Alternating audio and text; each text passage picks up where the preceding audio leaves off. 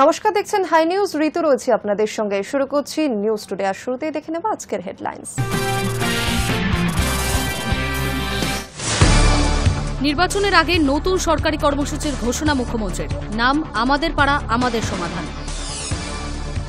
অসুস্থতার কারণ দেখে ইস্তফা উপরাষ্ট্রপতি জগদীপ ধনকরের। ধনকরের ইস্তফা নিয়ে রাজনৈতিক মহলে শুরু হয়েছে বিতর্ক। পরবর্তী উপরাষ্ট্রপতির নাম নিয়েও জল্পনা।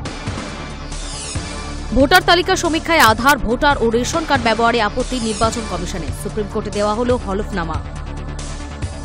খড়গপুর আইআইটিতে ফের ছাত্রের মৃত্যু। শ্বাসনালীতে ওষুধ আটকে গিয়ে মৃত্যু বলে প্রাথমিক ধারণা। মৃতের নাম চন্দ্রদীপ পাওয়ার। সোমবার দুপুরে ঢাকায় স্কুল ভবনে ভেঙে পড়ে একটি যুদ্ধ বিমান। সেই দুর্ঘটনায় মৃতের সংখ্যা বেড়ে হল 31। তাদের মধ্যে বেশিরভাগই শিশু। অবশেষে দেশে ফিরল ভারতে আটকে পড়া ব্রিটিশ যুদ্ধ বিমান। 5 সপ্তাহের চেষ্টার পর বিমানটি ত্রুটি মেরামত করে আবার ওড়ার উপযোগী করা হল। ভোটার তালিকা সমীক্ষায় আধার, ভোটার বা রেশন কার্ড ব্যবহারে আপত্তি জানানো নির্বাচন কমিশন। সুপ্রিম কোর্টে হলফনামা দিয়ে একথা জানায় তারা, সঙ্গে কারণও ব্যাখ্যা করে। তবে এসআইআর তালিকা থেকে বাদ পড়লেও কারো ভারতীয় নাগরিকত্ব খারিজ হবে না বলেও জানায় কমিশন। বিহারে এসআইআর নিয়ে একাধিক মামলা দায়ের হয়েছিল সুপ্রিম কোর্টে। গত 10 জুলাই সেগুলি একত্র করে শুনানি শুরু হয় বিচারপতি সুধাংশু ধুলিয়া এবং বিচারপতি জয়মাল্য বাগচির বেঞ্চে। ওই দিনই নির্দেশ দেওয়া হয় 21 জুলাইয়ের মধ্যে জবাব পেশ করতে হবে ইসিআইকে। সেই নির্দেশ মেনে সোমবার বিকেলে এফিডেভিট জমা দেয় নির্বাচন কমিশন। এফিডেভিটে দাবি করা হয় আইন বিরুদ্ধভাবে বা ভোটারদের অধিকার কেড়ে নিয়ে কোনো প্রক্রিয়া চালানো হচ্ছে না। এসআইআরের বিরুদ্ধে দায়ের হওয়া মামলা খারিজেরও আবেদন জানিয়েছে নির্বাচন কমিশন। ইসিআই এর তরফে বলা হয়েছে, কোনো ব্যক্তির ভোট দেওয়ার সাংবিধানিক অধিকার রয়েছে কিনা সেটা যাচাই করতে নাগরিকত্বের প্রমাণ চাইতেই পারে কমিশন। এই অধিকার কেড়ে নেওয়া যায় না। এফিডেভিটেই আরও বলা হয়েছে, আধার কার্ড কেবল পরিচয়পত্র। ভোটার হওয়ার যোগ্যতা প্রমাণে আধার কার্ডের ভূমিকা নিয়ে 326 ধারায় বিধিনিষেধ রয়েছে। ভোটার কার্ডের বিরোধিতা করে কমিশনের মতে পুরনো ভোটার তালিকার ভিত্তিতেই এপিক নম্বর তৈরি হয়ে থাকে, ফলে সংশোধনের ভিত্তি হারিয়ে যায়। সেই সঙ্গে কমিশনের দাবি, দেশ জুড়ে ভুয়ো রেশন কার্ডের রমরমা। তাই ভোটার তালিকার যোগ্যতা প্রমাণে রেশন কার্ডকে মান্যতা দেওয়া যাবে না। নাগরিকত্বের প্রমাণপত্র হিসেবে মোট 11টি নথির তালিকা দিয়েছে কমিশন। কিন্তু শীর্ষ আদালতের সুপারিশ সত্ত্বেও সেই তালিকায় আধার কার্ড, ভোটার কার্ড বা রেশন কার্ডকে অন্তর্ভুক্ত করল না কমিশন। যদিও তাদের পেশ করা এফিডেভিটে বলা হয়েছে, এসআইআর এর তালিকায় না থাকলেও কারোত্তর নাগরিকত্ব কেড়ে নেওয়া হবে না। Hi News Network. সোমবার সংসদে এসেছিলেন, দায়িত্ব পালন করেছিলেন যথাযথভাবে। তারপরই অসুস্থতার কারণ দেখিয়ে রাতেই ইস্তফা দিলেন উপরাষ্ট্রপতি জগদীপ ধনকর।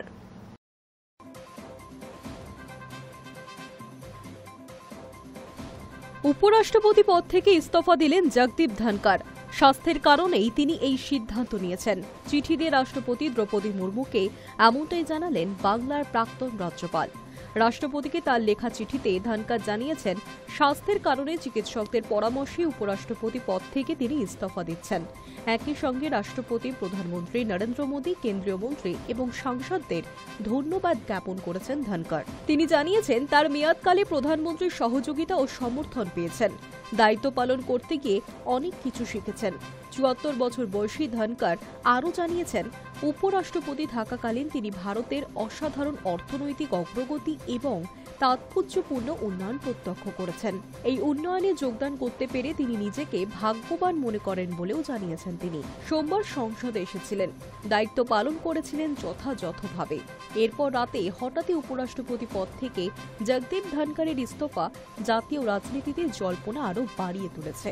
উপরাষ্ট্রপতি তথা রাজ্যসভার চেয়ারম্যানের এই ইস্তফা নিয়ে প্রশ্ন তুলেছে বিরোধী শিবির।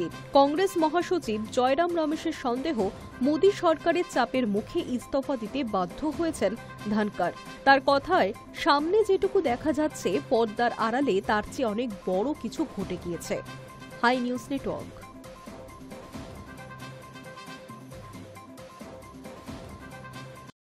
সোমবার উপরাষ্ট্রপতি পদ থেকে ইস্তফা দিয়েছেন জগদীপ ধনকর। তারপর থেকেই জল্পনা বাড়তে শুরু করেছে কে হবেন পরবর্তী উপরাষ্ট্রপতি। সামনে আসছে বেশ কিছু নাম।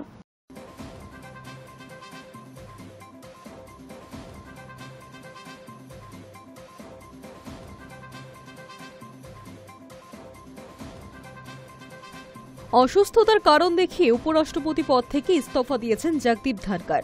যদিও তার হঠাৎ ইস্তফায় গুঞ্জন শুরু হয়েছে জাতীয় রাজনীতিতে।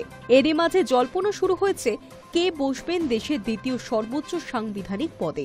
তালিকায় উঠে আসছে একাধিক নাম, যার মধ্যে সর্বাগ্রে রয়েছেন নীতিশ ঘনিষ্ঠ জেডিইউ নেতা হরিবংশ নারায়ণ সিং, যিনি বর্তমানে রাজ্যসভার ডেপুটি চেয়ারম্যান।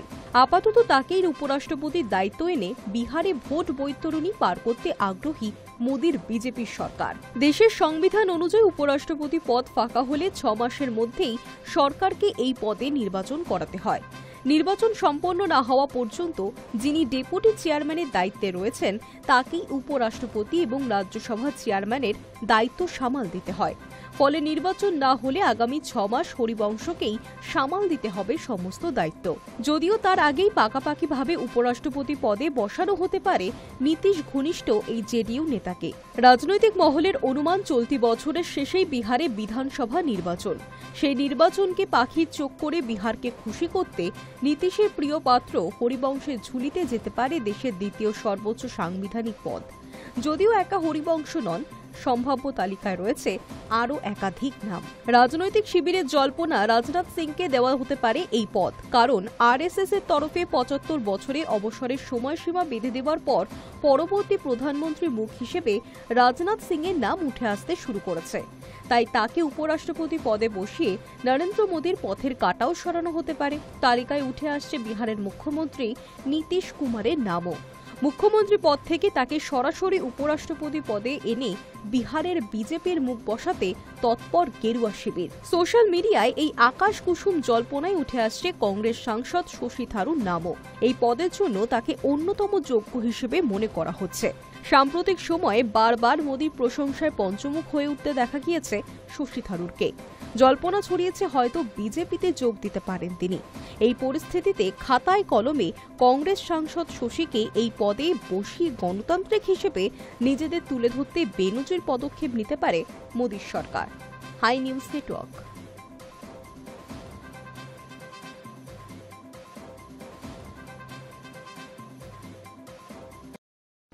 15 মাসের অপেক্ষার পর অবশেষে ভারতীয় সেনার হাতে এলো অ্যাপাচে কপ্টার। মঙ্গলবার 3টি অ্যাপাচে কপ্টার নিয়ে উত্তরপ্রদেশের হিন্ডন বায়ুসেনা ঘাঁটিতে অবতরণ করে মার্কিন পরিবহন বিমান। এই নিয়ে মোট ভারতীয় সেনার কাছে অ্যাপাচের সংখ্যা 25।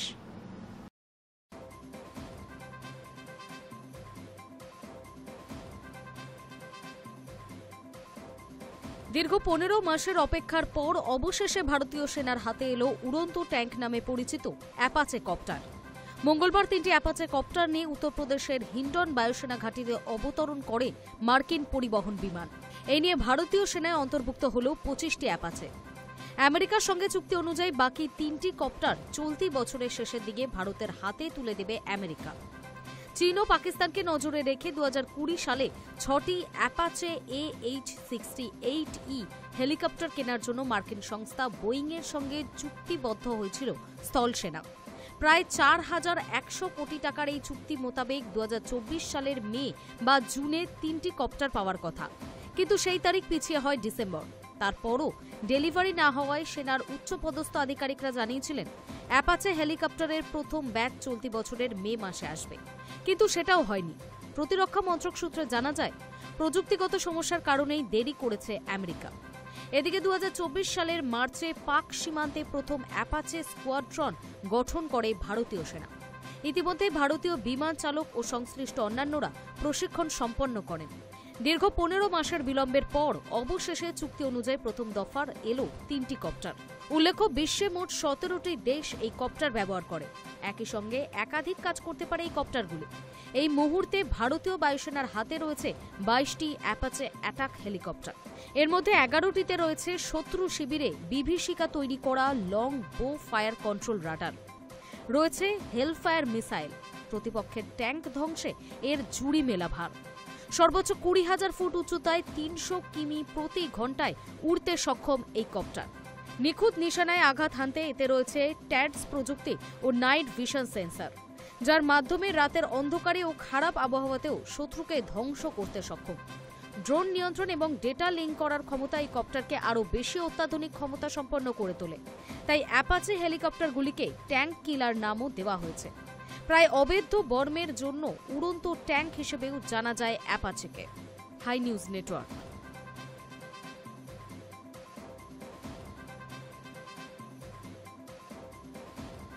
সোমবার দুপুরে ঢাকায় স্কুল ভবনে ভেঙে পড়ে বিমান। সেই দুর্ঘটনায় মৃতের সংখ্যা বেড়ে হল কমপক্ষে 27। তাদের মধ্যে বেশিরভাগই শিশু। বাংলাদেশের ঢাকায় স্কুল ভবনে বায়ুসেনার বিমান ভেঙে পড়ার ঘটনায় আরও বাড়ল মৃতের সংখ্যা। মঙ্গলবার বাংলাদেশের স্থানীয় সময় অনুযায়ী সকাল 8টা নাগাদ সেদেশের জাতীয় বার্ন অ্যান্ড প্লাস্টিক সার্জারি ইনস্টিটিউটে প্রধান উপদেষ্টা মোহাম্মদ ইউনুসের বিশেষ সহকারী চিকিৎসক মোহাম্মদ সাইদুর রহমান একটি সাংবাদিক বৈঠক করেন। সেখানে তিনি জানিয়েছেন, বিমান দুর্ঘটনায় এখনো পর্যন্ত 27 জনের মৃত্যু হয়েছে। সেই 27 জনের মধ্যে 25 জনই শিশু, অধিকাংশেরই বয়স 12 বছরেরও কম। মৃতদের মধ্যে বাকি 2 জন হলেন বিমানটির পাইলট এবং ওই স্কুলের এক শিক্ষিকা। ওই সাংবাদিক বৈঠকে চিকিৎসক সাইদুল জানিয়েছেন, ইতিমধ্যেই 20 জনের দেহ পরিবারের হাতে তুলে দেওয়া হয়েছে।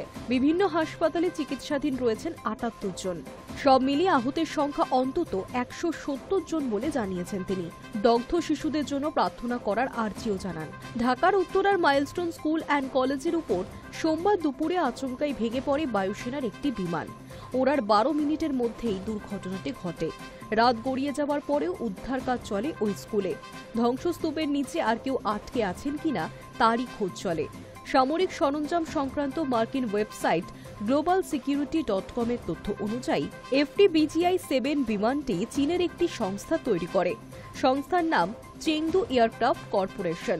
এই বিমানটি 2 আসন বিশিষ্ট এবং একক ইঞ্জিনযুক্ত। সাধারণত প্রশিক্ষণের কাজে বিমানটি ব্যবহার করে সেনাবাহিনী। সোমবারও মহড়ার সময় সেটি ভেঙে পড়ে। বাংলাদেশের সংবাদপত্র প্রথম আলোর প্রতিবেদন অনুযায়ী সোমবার দুপুরে ঢাকার কুর্মিটোলার বিমান ঘাঁটি থেকে উড়েছিল FTBGI-7 বিমানটি। সেই বিমানে ছিলেন একজন পাইলট। ওড়ার 12 মিনিটের মাথাতেই ভেঙে পড়ে সেটি। কিভাবে দুর্ঘটনা ঘটল তা এখনও পুরোপুরি স্পষ্ট নয়। তবে ISPR জানিয়েছে, বিমানটি ওড়ার পরপরই তাতে যান্ত্রিক ত্রুটি লক্ষ্য করেন পাইলট। তিনি চেয়েছিলেন বিমানটিকে কোনো ফাঁকা এলাকায় অবতরণ করাতে, কিন্তু শেষ পর্যন্ত তা পারেননি। স্কুলের একটি ভবনের উপর ভেঙে পড়ে সেটি। মাইলস্টোন স্কুলে যে ভবনে বিমানটি ভেঙে পড়ে সেখানে 16টি ক্লাসরুম আর শিক্ষকদের 4টি ঘর ছিল। প্রাথমিকের 1ম থেকে 5ম শ্রেণীর ক্লাস হতো এই ভবনে। বিমানটি যখন ভেঙে পড়ে তখনও ক্লাস চলছিল। কিছুক্ষণ পরেই ছুটির ঘণ্টা বাজত। তার আগেই দুর্ঘটনা। বিমান ভেঙে পড়ার সঙ্গে সঙ্গে আগুন ধরে যায় তাতে। দ্রুত সেই আগুন ছড়িয়ে পড়ে স্কুলের ওই ভবনে। অনেক পড়ুয়াই চাপা পড়ে ধ্বংসস্তূপের নিচে। আগুনে দগ্ধ হয় আরও অনেকে। দুর্ঘটনার খবর পাওয়া মাত্রই স্কুলের সামনে ভিড় শুরু হয় অভিভাবকদের। সকলের চোখে মুখেই ছিল উৎকণ্ঠার ছাপ। সকলেই দিশাহারা। ধ্বংসস্তূপের নিচে সন্তানদের খুঁজতে শুরু করেন তারা। অনেক অভিভাবকই দাবি করেছেন, তারা তাদের সন্তানদের খুঁজে পাচ্ছেন না। কেউ আবার ছুটেছেন হাসপাতালে। একের পর এক অ্যাম্বুলেন্স আসতে শুরু করে ঘটনাস্থলে। আহতদের উদ্ধার করে নিয়ে যাওয়া হয়েছে হাসপাতালে। চিকিৎসাধীন অবস্থাতেই অনেকের মৃত্যু হয়েছে। তবে অনেকের দেহ এতটাই পুড়ে গিয়েছে যে তাদের চেনা অসম্ভব হয়ে দাঁড়িয়েছে। তাদের শনাক্ত করতে DNA পরীক্ষার সাহায্য নিচ্ছেন বাংলাদেশ কর্তৃপক্ষ। Hi News Network.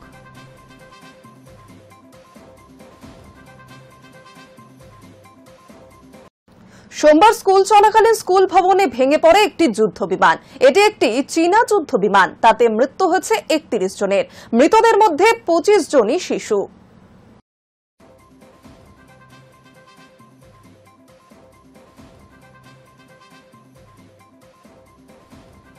সোমবার দুপুরে গোটা বাংলাদেশকে নাড়িয়ে দিল একটা ঘটনা। ঢাকার উত্তরায় মাইলস্টোন স্কুল অ্যান্ড কলেজের ওপর আচমকাই ভেঙে পড়ল একটি বায়ুসেনার প্রশিক্ষণ বিমান। জানা গিয়েছে, ওড়ার 12 মিনিটের মধ্যেই দুর্ঘটনাটি ঘটে। রাত অবধি চলে উদ্ধার কাজ। জানা গিয়েছে, এখনও পর্যন্ত মৃত্যু হয়েছে 27 জনের, যার মধ্যে 25 জনই শিশু। হাসপাতালে চিকিৎসাধীন রয়েছেন আরও 78 জন। বাংলাদেশের আন্তঃবাহিনী জনসংযোগ পরিদপ্তর জানিয়েছে, সোমবার দুপুর 1:06 নাগাদ ঢাকার কুর্মিটোলার বায়ুসেনা বিমানঘাঁটি AK খন্দকার থেকে উড়ান নেয় এই প্রশিক্ষণ বিমানটি।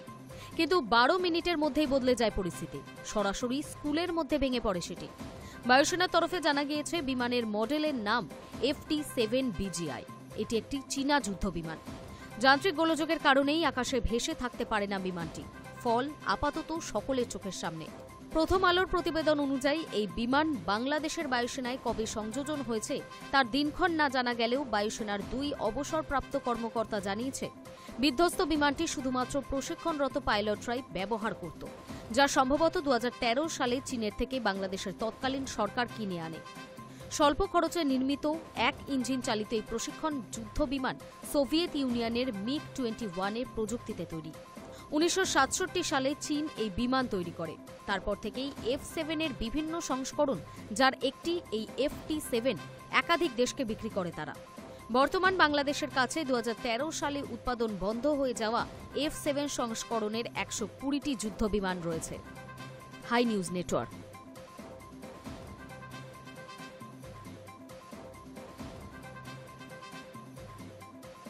নিয়ে নিচ্ছে একটা ছোট বিরতি।